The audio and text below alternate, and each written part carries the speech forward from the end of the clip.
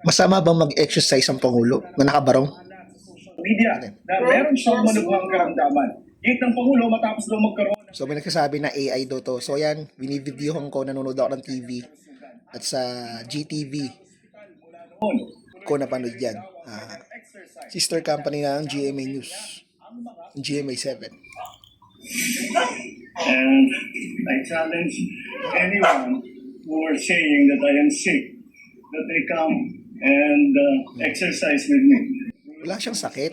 Puro sinungaling ng mga yan. At lahat ng sasabihin ng mga yan, kasinungalingan.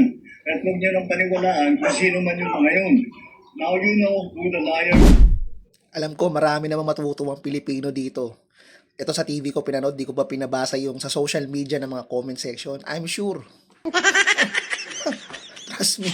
Marami nang matutuwa dito at marami nang tuwan-tuwa dito. No? Wala masama. Wala siyang sakit. Di ba? Wala siyang sakit. Pinakita niya lang na okay siya, magaling siya. Nakapag-exercise pa nga siya, nakapag-marathon running, di ba? Nakapag-jumping rope pa. Saan kayo? Ano? Diba?